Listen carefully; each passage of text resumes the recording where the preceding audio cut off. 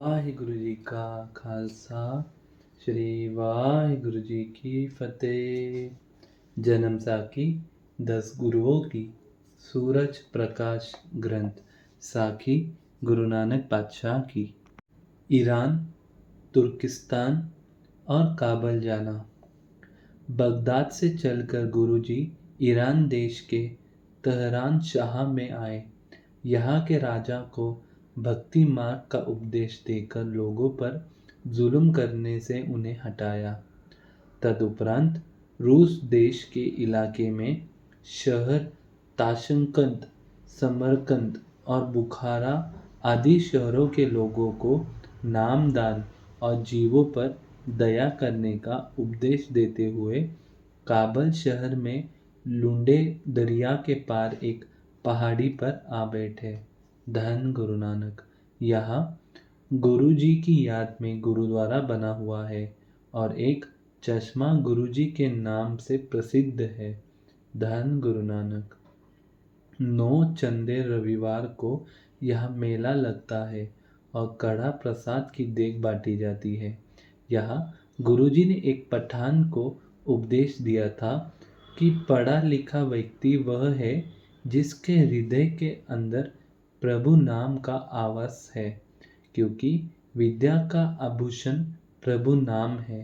परमेश्वर के नाम से ही विद्या सुशोभित होती है। धन्य गुरु नानक। हसन अब्दाल वली कंधारी का अहंकार तोड़ना। पंजा साहिब। काबल से चलकर गुरुजी दरा खबेर से गुजरते हुए पिशावर आए। यहाँ आप जी गंज महल में एक श्रद्धालु के पास ठहरे। यहाँ एक धर्मशाला बाबा श्रीचंद जी के नाम से प्रसिद्ध है। यहाँ भी कुछ दिन आप जी के नाम वाणी के उपदेश द्वारा प्रेमियों को निहाल किया और फिर होती मर्दाना और नौशहरे से होते हुए हसना अब्दाल गांव के बाहर पहाड़ी के नीचे आ बैठे। धन गुरु नानक। इस पहाड़ी पर एक वली कंधारी रहता था जिसको अपनी करामात पर बहुत अहंकार था।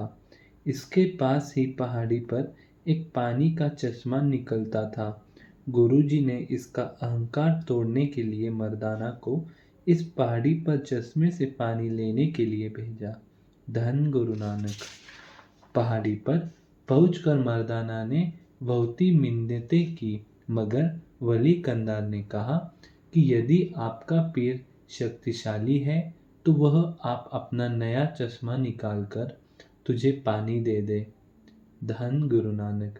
जब यह बातें मर्दाना ने गुरुजी को आकर बताई तो गुरुजी ने मर्दाने को कहा कि सत्य बोलकर एक पत्थर उठाकर पीछे रख दो। धन गुरु नानक। करतार की आज्ञा से पानी का चश्मा चल पड़ेगा। जब मर्दाना ने गुरुजी की आज्ञा का पालन किया तो वहां से तुरंत ही पत्थर के नीचे से पानी का चश्मा चल पड़ा और इसके चलने के साथ ही पहाड़ी पर वली कंधारी का चश्मा बंद हो गया। धन गुरु नानक। जब वली कंधारी ने देखा कि उसका चश्मा बंद हो गया है और नीचे बहने लगा है तो उसने क्रोधित होकर अपनी शक्ति के साथ पहाड़ी की एक चोटी की चट्टान ही गुरुजी पर धकेल दी कि वह इसके नीचे आकर मर जाए। धन गुरु नानक।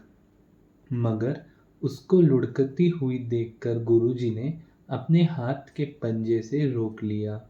गुरुजी की यह दोनों शक्तियाँ, पहली पानी का चश्मा नीचे ले आने वाली और दूसरी पहाड़ को हाथ से ही अपने ऊपर गिरने से रोक लेने देना कर वाली कंधार पहाड़ी से नीचे उतर आया और अहम मुक्त होकर गुरुजी को अपमानजनक कहे हुए वचनों की क्षमा मांगी। धन गुरु नानक। गुरुजी के हाथ लगे हुए पंजे वाला पत्थर अब तक गुरुद्वारा पंजा साहिब हसन अब्दाल के स्थान पर दर्शन दे रहा है। हजारों लोग श्रद्धा के साथ इसके दर्शन करके गुरु नानक जी की महानता करते हैं और सुनते हैं। धन गुरु नानक। यह पाकिस्तान बनने से पहले वैसाखी को भारी मेला लगता था। दूर दूर के देशों परदेशों में श्रद्धालु लोग अपनी श्रद्धा के फूल भेंट करने के लिए एकत्र होकर गुरु साहिब जी की खुशियाँ प्राप्त करके अपना सौभाग्य समझते थे। धन गुरु नानक। अब पाकिस्तान सरकार की पाबंदियों के कारण थोड़े ही यात्री वैशाखी के मेले के समय एकत्रित होते हैं। पंजा साहिब की यह वार्ता 3 वैशाख 1579 में हुई लिखी है। धन गुरु नानक। वाहिगुरु जी का खालसा, श्री वाहिगुरु जी की फतेह।